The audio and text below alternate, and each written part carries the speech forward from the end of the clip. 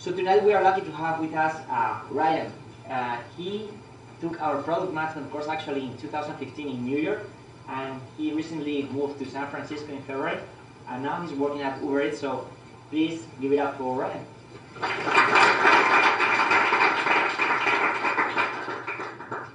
Let's switch over here. Yeah. All right. Thank you very much, Fernando. So hello, everyone. My name is Ryan Cunningham. I am a product strategist at UberEats. It's funny, Fernando just mentioned that I had taken product school back in 2015, which seems like so long ago at this point. But I actually reached out to Carlos, his brother, who's the CEO of product school, back in 2014 when I had started my job at Credit Suisse in investment banking. I was on quota during a slow time of the day, as bankers usually are, just kind of like searching around, just like, like how to get into product management or how to be a product manager, et cetera, et cetera. And I had seen a lot of really good answers from this guy with the last name that I had no idea how to pronounce at the time. The U was confusing a little bit.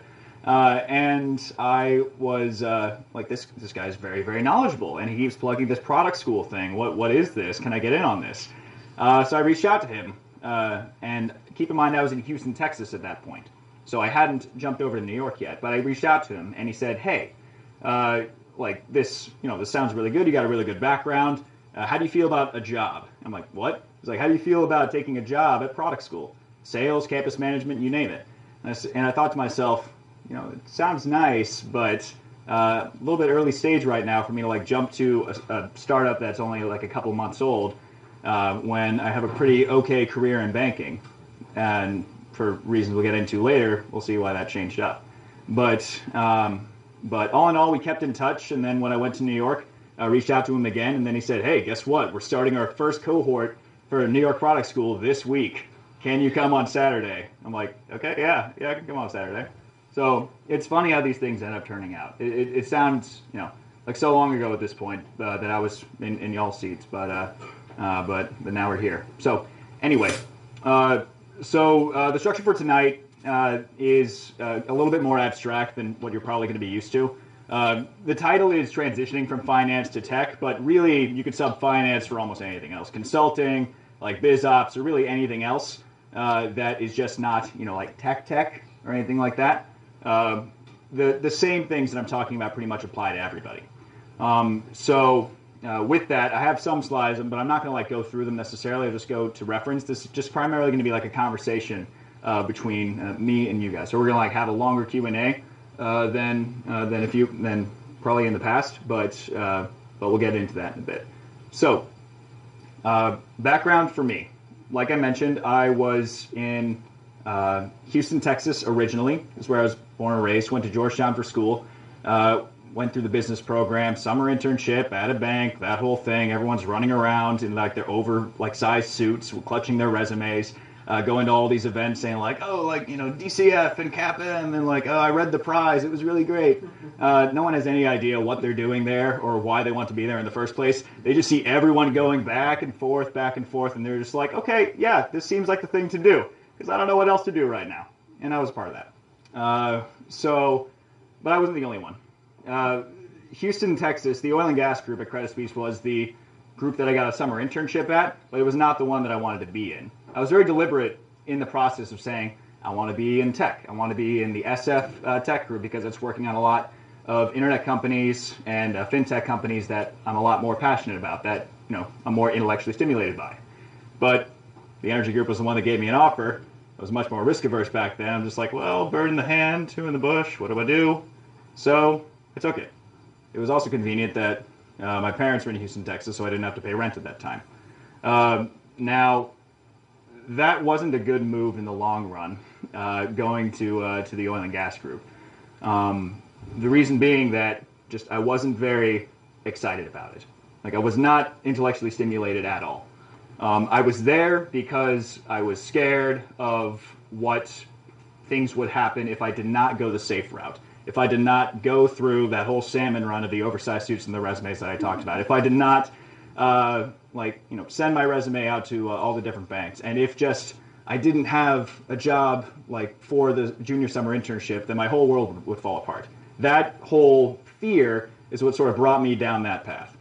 And it took a little while for me to right that wrong and to actually then reach out to the necessary people that I had, contacts that I made internally, and say like, hey, I'd like to transfer into a tech group within Credit Suisse, which fortunately ended up happening, but not without a lot of effort. The SF group was totally booked up, and the New York group seemed to be the place to go. That was more tech, media, and telecom. It was less about internet, more about fintech, but still a lot of fun. When I got there, things were drastically different in a very good way. In Houston, as I had mentioned, I was not excited about the products that we were working on. I was not excited about the space. I'm sort of morally opposed to oil and gas for a lot of reasons, even though I'm wearing cowboy boots and I'm from Houston, Texas. But that aside, when I was in the New York group, there were a lot more projects that were actually going around that were a lot more interesting to me. There were blockchain projects, there were internet projects, there were all sorts of things that people were had the opportunity to actually like just reach out and grab, but many of them were just kind of passive and waiting for someone to tell them like, okay, this is the project that you're working on now. You're going to get staffed with this. But me, like, no, I moved there for a reason. I was hungry. I was like, yeah, give me that, give me that, give me that, give me that. Like, let's just, hustle and let's make this work. Because at a very early age, I had known that this is the kind of stuff that I wanted to be working on. Just P2P technologies, like internet technologies, just stuff bringing the world closer together. And that wasn't going to happen in oil and gas. That was going to happen in tech. But I happened to be in banking, and so that was really the only opportunity available to me at the time. So, what got the bug for product management for me was actually while I was still in banking. I mentioned that I had already spoken to Carlos over the phone before when I was in Houston. I, kept that in the back of my head. And there was one project that I was on with this wealth management company called Betterment. Actually, you guys, some of you may actually have Betterment. We were pitching to them at the time, so I'm not releasing any confidential information. Don't worry about it. And they had staffed me on this project, and the director and the VP, these are the older guys in the group, were kind of at a loss as to how to present themselves to this millennial company. Like, we put millennial in like these big words. They say that, they like deer in the headlights. So what do we do?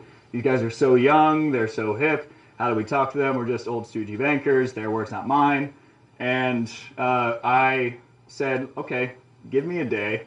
I'll come back with an MVP for you guys to work with, and then we'll go from there. And they're like, okay, cool. This 23-year-old who just said he's going to build the entire pitch deck with absolutely no input. Why not? And I happened to be studying natural language processing at the time in Python, which programming is like a side hobby of mine, which I really enjoyed bringing to work with me to automate just like a lot of workflows that were really, really difficult. So just at the time, I happened to be like watching a lot of YouTube channels on just like sentiment analysis and stuff like that. When I got home, I'm a huge nerd. It's okay. And for this project, I thought, okay, these guys do all of their customer service on Twitter. So they are very much looking to see that their sentiment is probably quite high, that their satisfaction is quite high with those customers. And they also want to know that since their product is very similar to other competitors like Wealthfront and Charles Schwab Intelligent Portfolios and stuff like that, that people seem to like them better, that they have the narrative right compared to the other companies. So what I did, this was that night, it was an all-nighter, but of my own volition, cranked out a script that would actually pull from Twitter, just scrape what their sentiment, overall sentiment was on Twitter by looking at tweets from people to Betterment, like in the actual customer service conversations, to actually see, on average, how happy were their customers compared to Wealthfront, compared to Charles Schwab, compared to everybody else. So, fortunately, the data worked out, and everyone was a lot happier with the company that we were pitching to than the competitors. So I put all this together, put together this MVP after I spent the entire night just like scripting this whole thing, and then brought everything to work the next day and said, hey guys, I put this together. I think this is the narrative that's going to work for this particular pitch for us to get the business. And again, they're like this 23-year-old kid, like what the hell is he talking about? And then they see this and they're like, oh, okay, this makes a lot of sense. How did you do this again? What tools were you using? Like, oh, I just went home, did a thing, got this. How does it look? And they're like, yeah, you're going to come and you're going to speak at this meeting because we have no idea how to talk about this, but it looks really good. So can you do that? And according to product managers at the time, that was apparently my first step into PMing, where we had actually then I'd taken ownership of that entire product and then actually shipped it, brought it to the company, presented it to them, and walked them through the entire thing. And they said, okay, we like you guys a lot. I think we'd like to proceed with this. And we had outperformed actually compared to the other businesses that were trying to pitch them at the time. So after that happened, then in the group I was known as the Twitter guy from all the managing directors and all the directors. They're like, I don't know what he does, but like this young kid over here, like he really knows Twitter. Like he's the Twitter guy. Like can you build like an iPhone app to show me just like the right amount of arbitrage, but like between two stocks if I want to like pump one up with equity and blah blah blah blah. And then once you showed someone that you can do something, then they think you can hang the moon for them, which is both good and bad. So that worked out very well. It began to make it like okay in a way for me to like bring my full self to work. Like all of my love for programming and just my love for just automating a bunch of really silly workflows that I didn't have to do anymore to work and getting all that out of the way and kind of, standing out a little bit from the analyst class while still being able to work on the projects that I really, really loved. After this and after I continued to just, do Twitter guy things, I'd taken about like a week of vacation. Fortunately, at our bank, we had what's called block leave, where you go on vacation for a week and they check to see if you're insider trading. I just took the vacation. That's just, it was nice. I appreciate it.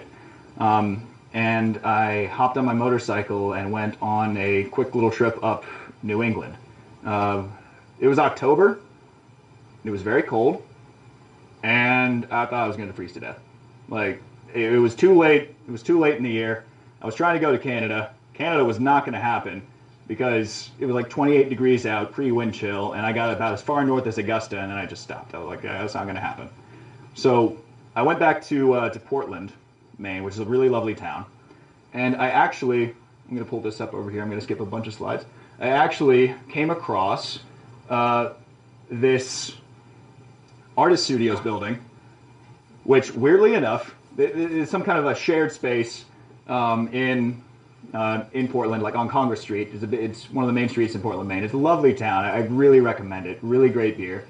And you may not be able to read it, but it says up here, it says, you must have one grand passion. And this is just, silly and serendipitous and all kinds of other S words that you want to put up there. I parked my motorcycle out front in order to like go get some supplies from next door. Then I walk back and I see that and just like, oh, yeah, I guess so. I guess I must. So when I got back, then I reached out to Carlos, and that's when I said like, hey man, I'm interested actually in doing product school. So how do we make this work? And that's when he said, well, lucky for you, first cohort is next weekend. Can you do it? I'm like, do you need the money now? And he's like, yeah, I kind of need the money now. I'm like, okay, then yeah, let's fine. We'll do it. And it was probably one of the best decisions I've ever made in my life. And I'm not saying this is like a plug for product school. I'm saying this genuinely from the bottom of my heart. It actually then given me more license to actually learn how to take sort of like this raw creative energy that I was just not putting to use in banking into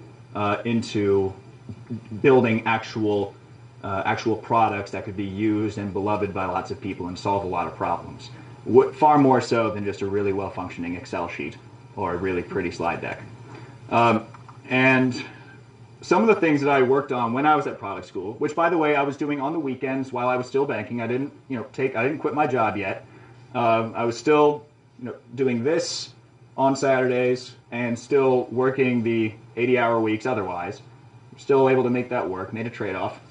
And the instructor that I had, Rayan Islam, who's a super amazing guy, he's a PM at Spotify, he's built several companies that have all done very well, had enabled me just by teaching and conversing and all sorts of other things to actually use the tools that we were using in class to actually then build actual products, or actual prototypes rather, that I then kind of used as part of my application to these companies.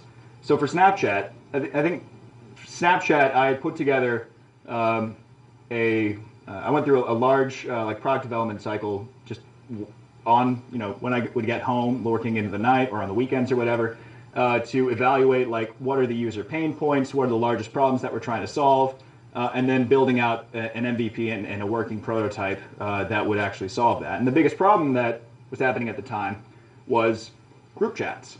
Like group snap functionality just did not exist for the entire time, like up until about a year, like not even a year ago, like less than a year ago, that Snapchat had been in existence. And I've been using the tools that I learned at product school while I was still banking and still had like that analytical rigor for it, to actually build out a working prototype, and then sent that across to folks at Snapchat and said like, hey, built this, thought you might like it, would love to talk to you guys about this. Granted, I didn't get any communication back, but about 11 months later, I get a tweet from someone that says like, hey, it looks like they took your idea. And I'm like, well, it's kind of their idea. Well, it's not a very good idea. It's just making everybody be able to actually talk to each other, which should be what they're doing in the first place. But I'm glad that they validated the idea by actually running with it. So not just group snaps, but other products like Duolingo Duo Chat, which was just basically trying to connect you with other people that are trying to learn your native language in Duolingo, similar to like Hello Talk, which is another app. But basically, you're just getting connected with Duolingo users. Presented that as well. That was very useful for the application process with Duolingo, but ended up going a different route. But the point being that Product School had actually not even given me permission necessarily, but rather enabled me to give myself permission to break out a little bit from just this regular grind of banking, or just all the other misery poker that happens in the office, to actually use all this to start doing what I actually wanted to do, which was building cool stuff that solved people's problems. So I'll get into that later. So I graduated from product school in Jan 2016. I was still in banking at the time. I was about almost through my second year, and it was about this time that Credit Suisse had said, hey, how would you like to be early promoted to become an associate, which is the next level up? And I said, thanks, but I'm not interested in sticking around. They said, excuse me? They're like, yeah, golden handcuffs, not into it, not my thing. I'd much rather be doing stuff like this, but I don't want to burn bridges, so I'm happy to finish out my time. And then just continuing to apply to places. I applied to maybe 40 or 50 until finally it was just, done. It tapped out of all the companies probably in the general vicinity, and then decided, you know what? If I spend another year in banking, I'm not really adding that much more to what it is that I can already do. My comfort zone is fully encapsulating that. So I'm not really evolving that much more as a person or evolving that much more as a potential PM. So then I decided I was just going to leave. At the end of my 2 years, I hopped on my motorcycle again, packed up my life in New York, and then rode all the way to Austin, where I was advising a small company down there, which I ended up co-founding with a couple of friends, that is still around. It's still doing stuff. That we're building aerospace and defense software for space systems companies that are trying to basically build satellites that go into space, but do so in a really cheap and efficient way. But I spent about 2 weeks on the road, starting first in New York, going down to D.C., Shenandoah Valley, just in the Blue Ridge Mountains. Very, very gorgeous stuff. And I could go on and on about this trip. I won't get into it too much, but there was a lot of good lessons learned and a lot of introspection that had to happen. And when I finally got to Austin, then I got to work on a 8-person startup with no funding in a field that I only had marginal experience in, but a team that I trusted very, very much and knew that these engineers just needed somebody with a little bit more of a business focus, but can still speak the same language to actually shepherd them in the right direction. So at Cat Active, I was COO, but also like a pseudo PM, as I was sort of shepherding the engineers in the right direction for what we should be prioritizing. When we started the business, the original mission statement was something to the effect of, like, we want to like solve all software that's really, really bad. And I said, maybe we should bring it, a little bit closer, guys, to something that's a little bit more actionable. So that's the kind of work that we were doing in order to like make all this happen. And while I was there, we had actually gotten initial service agreements in place with Lockheed Martin, with Boeing, with Orbital ATK. We'd made very, very large companies that we were really, really adding a lot of value to what they were doing and speeding up their development processes significantly by like saving 50% of man hours almost with just the 3 products that we had built. And things were going pretty well, but at the same time, like I felt like I was starting to get in my comfort zone a little bit. I wanted to break out a little bit more. I wanted something that was closer to what I was a lot more passionate about, which was not just helping large enterprises speed up their satellite development cycles, which is still really cool, but bringing people closer together.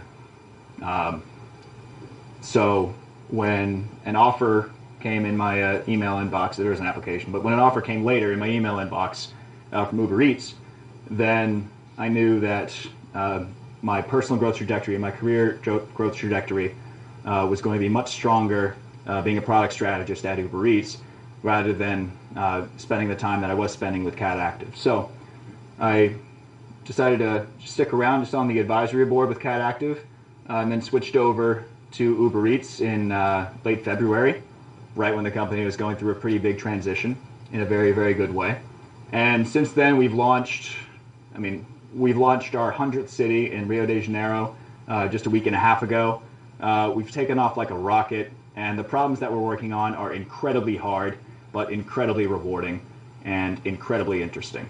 The kind of work that I do as well, just bringing all different folks together from just across the org, is like engineers, data science, product marketing, paid marketing, in order to like get everyone on the same page about a particular product or process or initiative that we're trying to roll out. Also super complicated, but incredibly fun and very much worth the jump. So, going all the way from energy investment banking, where I knew that I wasn't actually all that intellectually excited or stimulated by any of this stuff, transitioning a little bit over into tech investment banking, which was, it's better, it's more exciting, but banking is still banking. And then finding ways to break out of that shell a little bit and then begin to enjoy just the creation process a lot more and just give myself permission to break out of that comfort zone and to break out of the linearity and to actually start doing the stuff that I kept saying I'd really like to do, until finally ended up hitting the road, going to Cat Active, and starting at UberEats. So altogether, it's a little bit of a roundabout story. Texas, or DC to Texas to New York, back to Texas, and then SF. But there were a lot of mistakes that were made and a lot of really good lessons that were learned. And so I'd like to kind of start at this point by opening this up to the floor a little bit to get into a little bit more detail about sort of, that transition, the things that worked really, really well in banking and didn't work so well in product, or anything that I do today. Happy to get into that. So before though, just to get a feel for the room, how many of you are actually in finance right now? So a fair amount. And when I say finance, say banking, raise your hand. Handful of bankers. Like finance at a tech company, raise your hand. What about the rest of you? Like what else kind of finance? Corporate finance? Okay. What about consulting? Do we have any consultants in here? We got a lot of consultants. Okay. And anything else in particular, like internal finance at large tech companies, or you're like the master of coin at a small startup, like just finance, consulting, generally very big industries that had a lot of interest at first, seemed to be the hot thing at the time, funneled a lot of people in, realized that it wasn't really for them. Now they want to go another route. What about new grads How many people graduated in the past 2 years from undergrad? So a handful. Past 4 years from undergrad. Okay. What about, say, MBAs or above? Much larger percentage of graduate school. Very cool. Okay. So also for background, I did not go to graduate school. I'm 25, but I'm still happy to answer any questions that you guys have, which are all super, super relevant, I promise you. So please, let's open it up.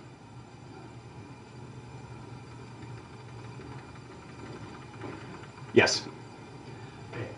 I was hoping you'd ask who's still in school. You didn't ask it. So how many of you are still in school then? Nice. Okay, so you guys still have some time. So what's up? So my question is, you kind of went through initial round of recruitment while you're trying to transition away from banking, and for whatever reason it didn't work out, and then after going and starting your own company, then you had more luck. Can you explain to us what was the difference and if there was one? Yes, so the question was, you went through sort of this initial round of recruitment while you were still in banking, recruitment at different tech companies, different PM gigs, and it just didn't work out, so you decided to go do your own thing. And your question is sort of what were some of the reasons that it contributed to why it wasn't necessarily working out, or why I decided to just make that risky jump? Mm-hmm. Okay, so part of the reasons why I'd have to ask the recruiters, but part of the reasons why it didn't work out had to do with just kind of, I would almost argue, the purity of my background as a finance guy, as a banker, and I don't mean that in a good way. People if they look at you on a resume, and they only see that you've done, say, X internship, you've been at Y bank, and this is kind of all you've done, then you have to try a lot harder in order to convince them that you actually have a little bit more product sense than the average person, than the average banker would. So you need to find other ways in order to try to upsell that and then demonstrate that, hey, I'm not like the other guys.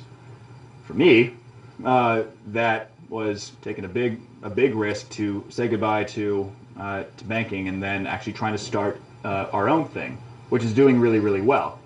But demonstrating that appetite for risk and that intellectual curiosity of jumping into a totally new thing with very little experience, that actually worked in my favor a little bit more in those conversations.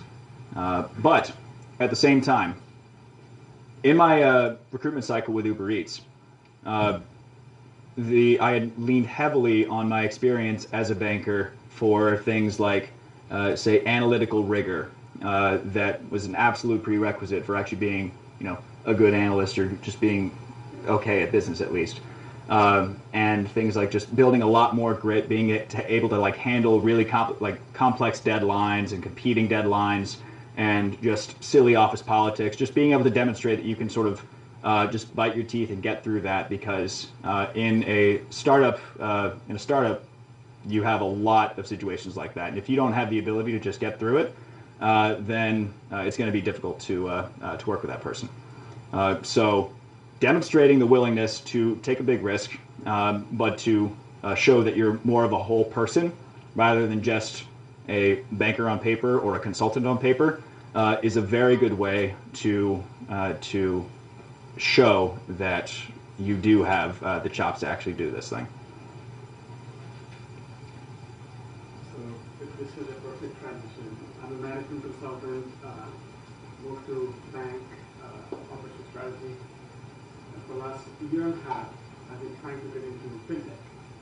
Perfect match for me. And in many interviews where the founders, they have the fear that you have spent half of your life as a management consultant in large firms, and then you come to big banks.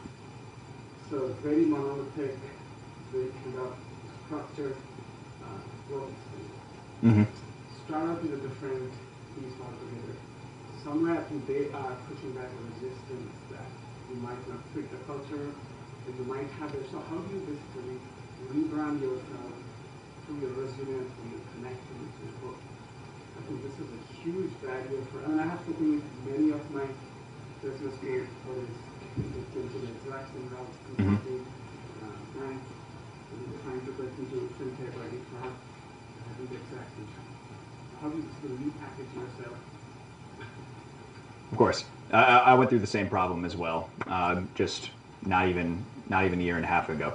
So the question was, how do you sort of repackage and rebrand yourself to these people that you are applying to in order to demonstrate that you do have strong interests and you want to be in this scene, even though say your past may have been a little bit more hierarchical or a little bit more of an older industry, so people are a little bit skeptical of that. I would rephrase the question a little bit by suggesting that instead of repackaging or rebranding, because I would argue that it sounds a little bit more like you're trying to change who you are, I would rather encourage you to do what Sheryl Sandberg says, which is just bring your whole self to the conversation. So when as it relates to what I was doing, the examples that we had with, I'm just going to put that up there. The examples that we had with Snapchat, Group Snaps, Duolingo, DuoChat, these were all companies that I wanted to apply to and that I wanted to show that, hey, I can do more than what you think my resume can just say.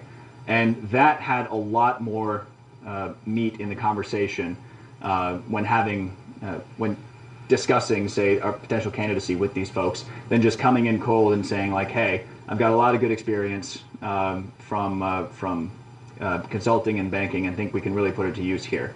By showing, hey, I've got a lot of analytical experience, I know numbers, I know how to persuade folks by using data, and this is what I bring to the table with product development. By showing that, you're kind of bringing your entire self by having this left brain analytical component with the more right brain creative component, where then you show that you're not just this person, you're not just this person, rather you're using all of yourself.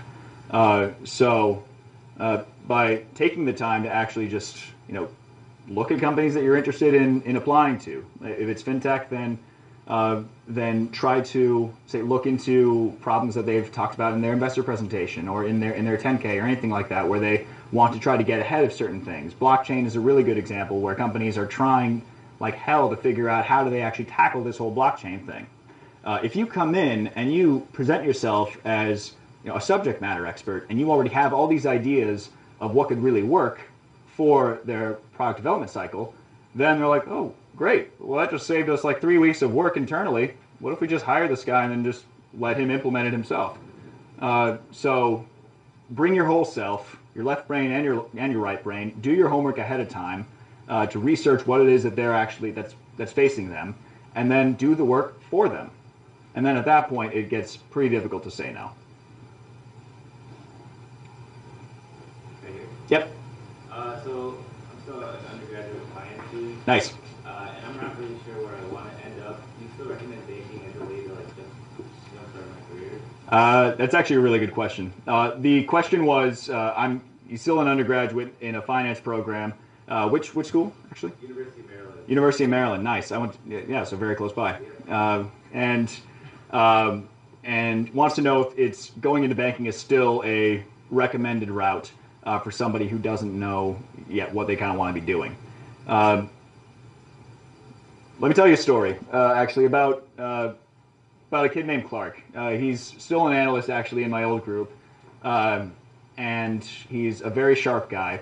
Came from a very good school, and was doing all the right things, like a right internship, et cetera, that when you're on that very clear path of that, oversized suits, clutching your resume, et cetera, that he's checking all the boxes.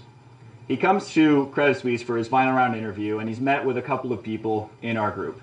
Everyone really likes him. I mean, I like him. He's a personable guy. But they've all been asking him the same questions that you usually ask, like, oh, can you walk me through a DCF? Can you, just what is a Sharpe ratio? Just things like that somebody could read very easily out of a book or out of what bankers usually call the Vault Guide, which is just a preset list of questions and answers that is kind of a song and dance routine that hirers and hirees just kind of walk through. So he checked all the boxes. Clark, however, had not yet done the necessary introspection to actually ask himself if this is what he wants to be doing. The reason why I know that is because with all the applicants that I ever talked to while I was in banking, I would actually ask them that question. I would say, okay, why are you interested in investment banking? And usually people will say like, oh, I'm really interested in like how the capital markets operate, or like my dad is, trades stocks and I'm really interested in investing. And Clark was giving me the same sort of song and dance because he thought that this was the routine. This is what we're supposed to do. This is how he's branding himself to me. And I said, no. When you were 6, what did you want to be? He said, well, when I was 6 years old, I wanted to be an astronaut. I'm like, okay. When you were 14, what did you want to be? He's like, well, I wanted to be a pro golfer, but I still wanted to be an astronaut. I said, okay, well, listen, man. At what point did you decide that you wanted to actually come in here today and tell me that you wanted to be in investment banking? At what point did you decide that this is something that you really wanted to do? And I just kept, he paused, took a step back, and this was the first and only time someone has given me an honest answer to this. He said, honestly, Ryan, I don't know what I want to do yet. And I feel like everyone else seems to be doing this, and there must be a good reason why. So I kind of wanted to check that out. And I said, you're really lucky that I was here when you gave that answer. Because that is the most honest answer that anyone has ever given me to that question. But if you told that to anybody else, they probably wouldn't have liked it as much. But what came out of this conversation with Clark is then I said, okay, here's what I want you to do. I like you a lot. I'm gonna vouch for you when you want to come in for the summer internship. So come in, do the work, see if you like it, and just try it out. But what I want you to do is, while this is happening, and before that happens, I want you to ask yourself a couple of questions. Okay? I want you to, throughout this entire process, never stop asking why.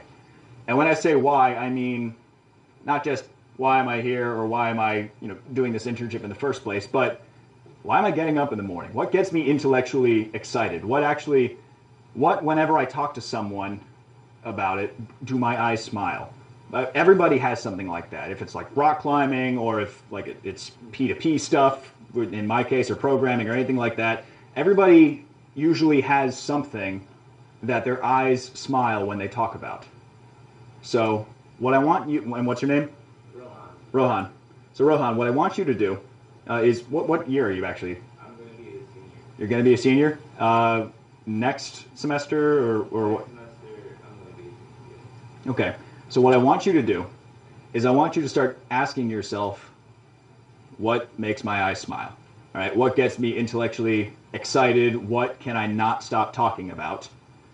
And then think about if banking can help you go do that thing.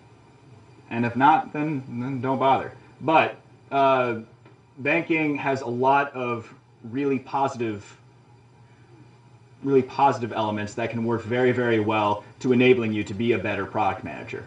I wouldn't say that it's a traditional path by any means, but there are a number of things that bankers have or financiers have that nobody else, or not nobody else, but generally a lot of other people don't tend to have in their careers. As a finance analyst, as an investment banking analyst, you got to have data and statistical fluency. You have to be able to actually work in spreadsheets with large amounts of data and be able to actually come up with actionable business decisions about, do we recommend that they acquire this company? Do we recommend they raise X amount of capital, et cetera, et cetera, et cetera. You need to be able to do all that to take the data, craft a story, and then convince people. If you can't do that, then that's not being a very good analyst, but it also impairs your ability to actually be able to persuade others later on down the line when it comes to saying, we want to go this direction with our product, we want to go that direction.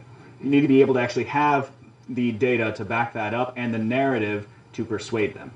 Banking can help with that because you're working with data all the time, exhaustively.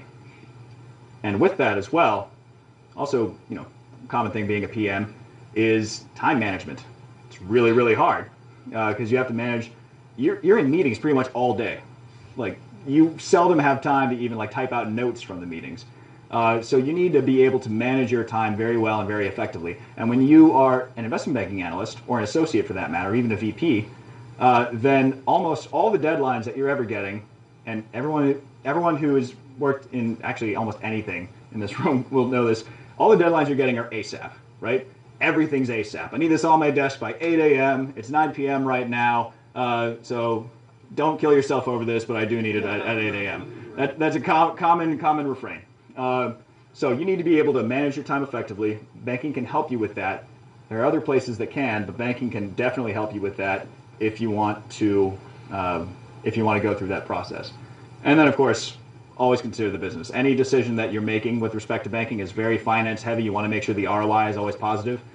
Many PMs, or not many, but some PMs that I have worked with before tend to want to build stuff just because it's cool, but they don't really think about how does this actually add to the business, how does this help us achieve our OKRs, how does this help us achieve our goals. And when you are an investment banking analyst or an associate or a consultant or anything like that, you are always thinking about how is this going to be, net cash flow positive? How is this going to be ROI positive? Like, how does this, work for everyone? How is this sustainable? And just getting used to that thought process really, really helps you actually be much more constructive and much more persuasive in being a better PM. So, Rohan, you don't know what you want to do yet. These are some of the things that being in finance or being in business out of college can help you with.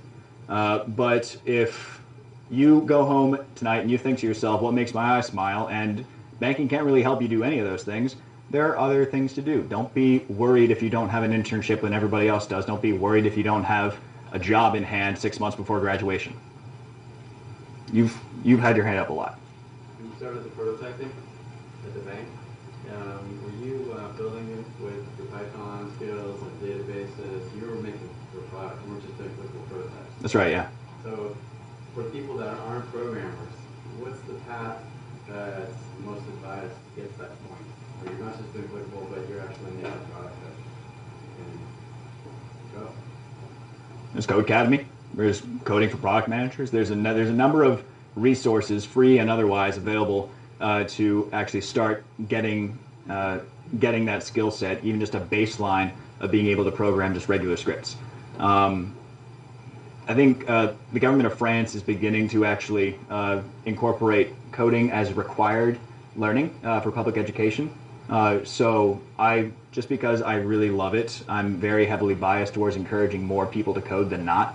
But for folks that come from a more design-heavy background, or come from other backgrounds that aren't necessarily as programming-heavy, there are other ways in order to exercise your product sense and be able to just scope out and prototype just different ways that people can interact with your prototype.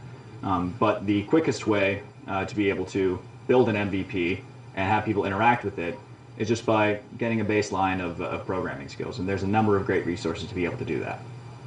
So, my name's Alexander. Hey, Alexander. We the company I started, and we're now basically trying to find the right flow for kind of the next stage, kind of the question point. I'm curious with your experience, not only what the ideal kind of relationship, both looking at more of the team, more development-wise, as well as upwards, management-wise, what an ideal situation would be, as well as what has been with the So to repeat the question, actually, how big is your startup, Alexander? right now, we're like 15 people. Nice. We're going through hiring. So still super lean, and you're about to go through a big hiring process? Okay. So your question is asking a little bit more about the ideal level of interactions between product and other stakeholders and management, et cetera. Is that generally it? Both directions. So I can speak to both Cat Active and UberEats. Cat Active was at the peak a company of 8 people. UberEats is almost 1,000 right now. At Cat Active, we were talking every day, and it's a very small team, and so it was easy to keep everybody on the same page. Where, say, our stand-ups were very, very quick because there's only so many of us. We already know what all the other people are working on. But I would say that consistent communication between all the people in a very small organization, continuing to build alignment and just getting the same idea for what the vision should be, and making sure nobody strays from that, highly important. The same can be said at UberEats when things get a lot bigger, right? I was just talking to somebody about this before, but the best products and the best projects that I've managed come down to having a representative from each of the key stakeholder groups: product marketing, paid marketing, city teams, product, or just operations, to have a regular cadence by which they actually meet and share sort of what they have done to actually proceed with a certain initiative, like along the lines. Whether it's talking about, like, we launched tipping recently on UberEats, and that required a lot of cross-functional coordination. If we didn't have everybody on the same page about that, it could have been a disaster.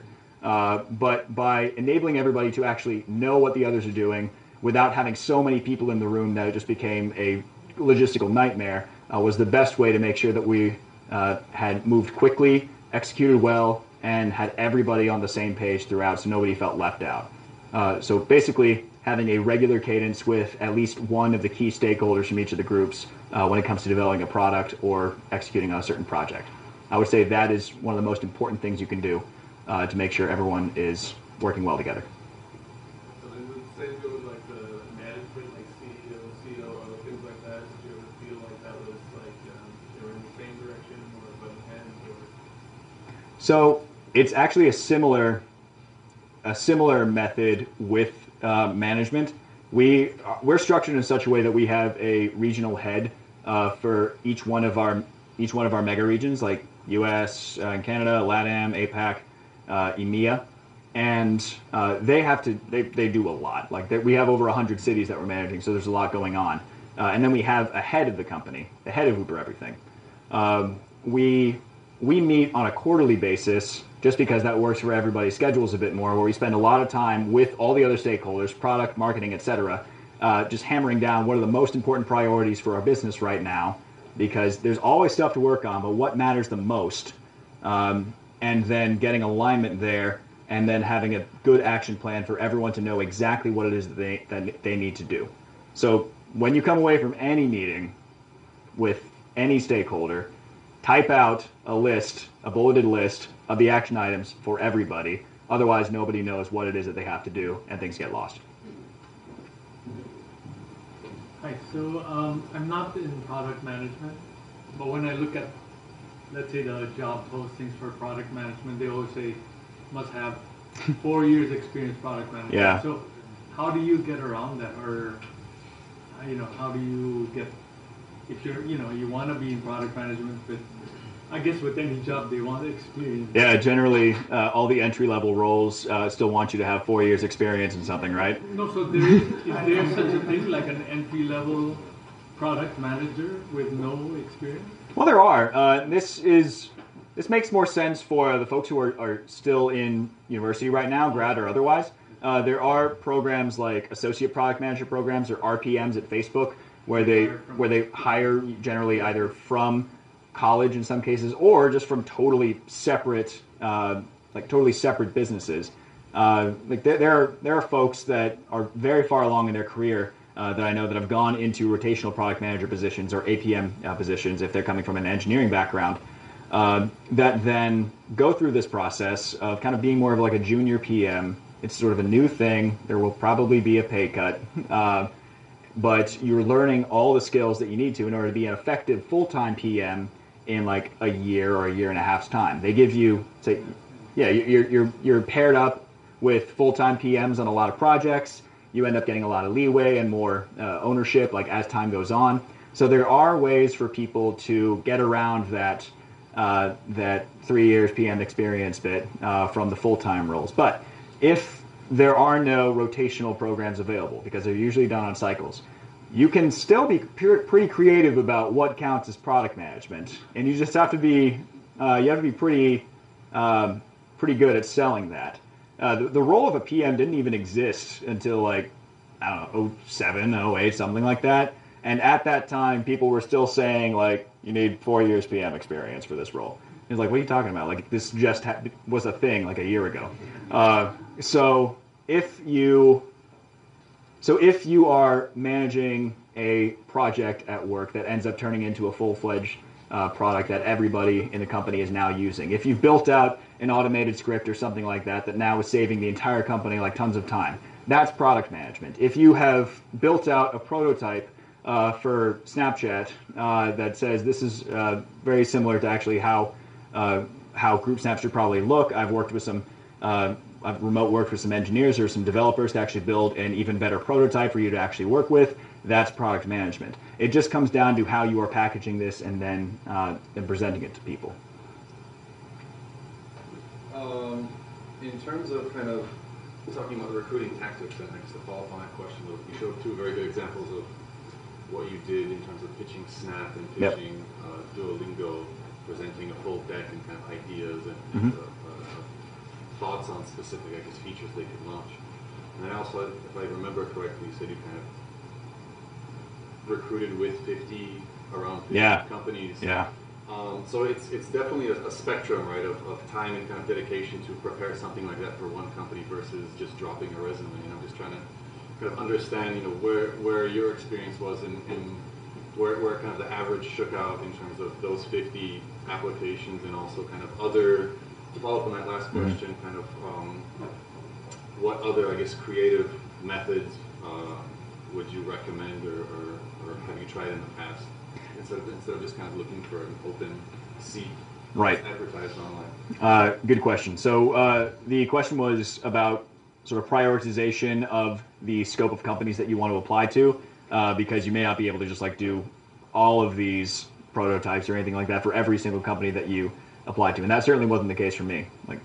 So totally valid question. When it comes to prioritizing this kind of work, the group snaps or DuoChat or like Spotify chords, which was another thing, it really comes down to say which products are you like most passionate about, and you have really thought about, say, like, this would look really cool if, or this would this would make my life so much better if. When you have like those moments with apps or with products, spend the time and do this, because you have a lot to add and you have a lot to offer. If it's a company that you're interested in what they're doing, but maybe it's an enterprise company and you don't have as much experience with say the software that they're using or with whatever the product is, then just start reaching out and talking to folks that that you may know that are connected to this company, or do the right research and the right homework to know what are the large problems that they're focusing on and that they're trying to solve. So then you can be much more informed with the conversations that you eventually have with those people. And the ways that you kind of like break that ice is usually tapping your network. If there's a referral, that's fantastic. If not, then the best way to actually make a cold email work is if you start with saying like, hey, put together this presentation, or put together like this set of ideas on how you might want to tackle this particular problem. Would love to hear your thoughts on it. If you want to chat, like, here's my number. So finding ways to balance your time on the large whales that you want to build a prototype for, the smaller ones that you just want to think through a little bit more, and then the ones that if you just want to, like, shotgun method throwing out your resume, you're welcome to do so, but I wouldn't recommend that because you just get put in the stack and they almost never look at you. Can you share with us a bit more about your current work at Uber? I break down to two questions. Sure. One is, what are the challenges, especially those that different from your previous job in banking? Yeah. Number two is there anything that surprised you about the work? Like you expect one thing, but the reality is different about product management? Sure. So the question was if I could share a little bit more about what I'm doing at Uber, specifically UberEats, by the way, is where I'm at. And then what is surprising me more about like what's actually happening in the role versus how I thought things might be happening going through this program, or just reading out of Cracking the PM interview and things like that, which is a great book, by the way. I would recommend it.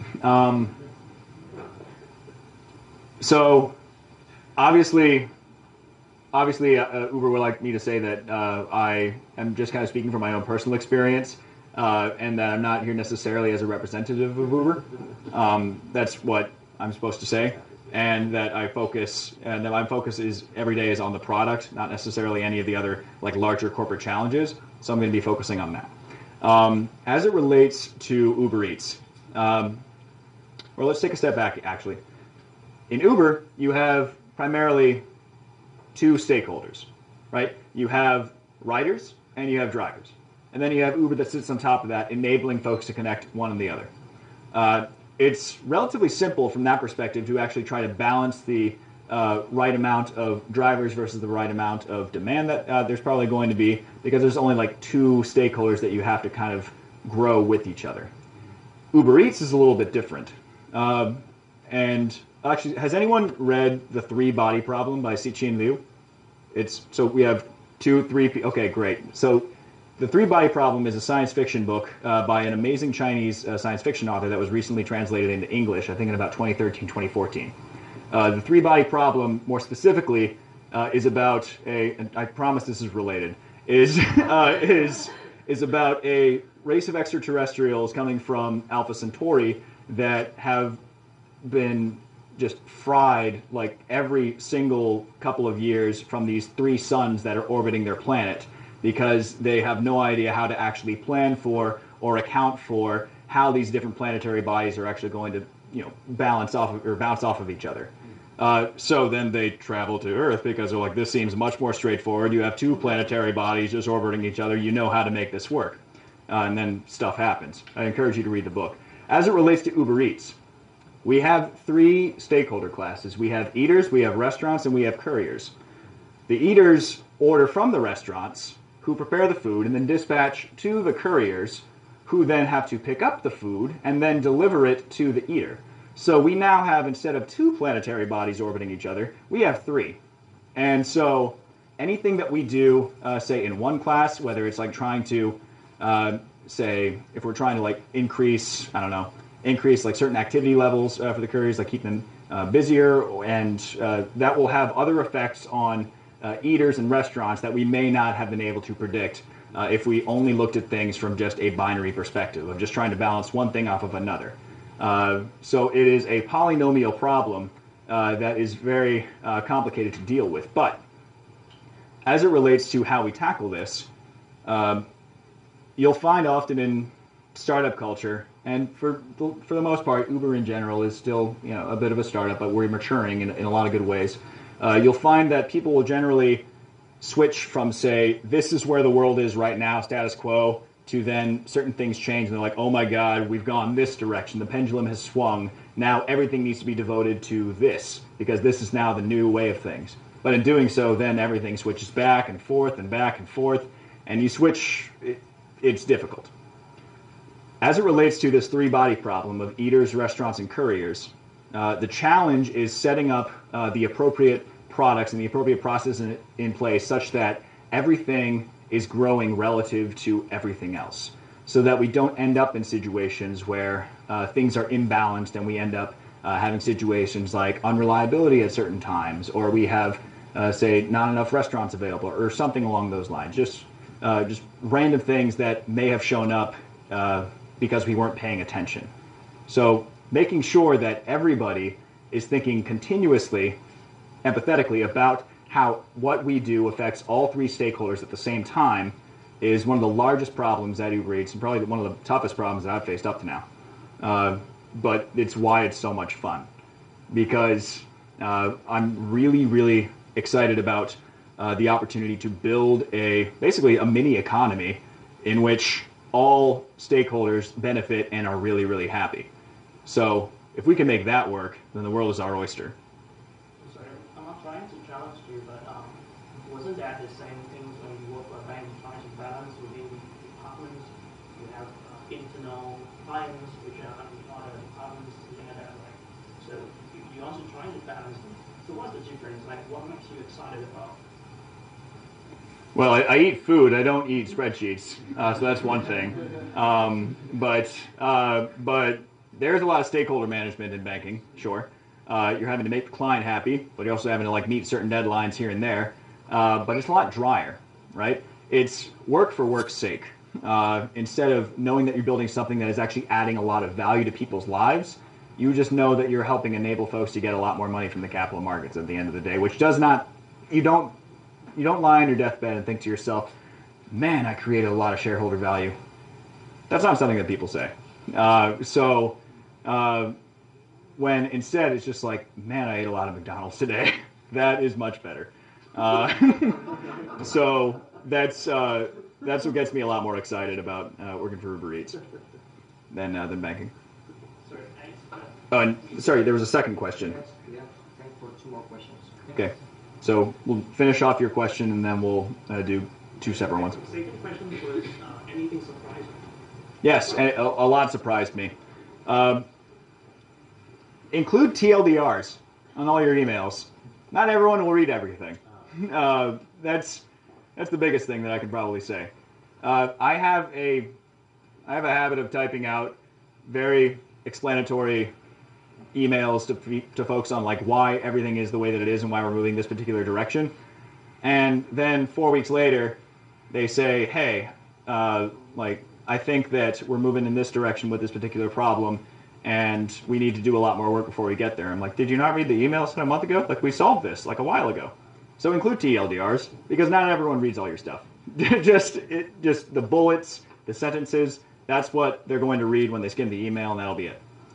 So that was one thing that definitely surprised me. The other was just, everyone's just trying their best, right? Not everyone knows everything, and there's not like one person who's like the key person at that company that is dictating how everything should go. Everyone's working off each other, bouncing ideas all the time, and it's way more collaborative and way more fun than things were back in my former life, where they were a lot more didactic and dictatorial. So that was one thing that surprised me in a pleasant way. I know you raised your hand back there. What do you think of strategists and how should they apply Sure. So very good question.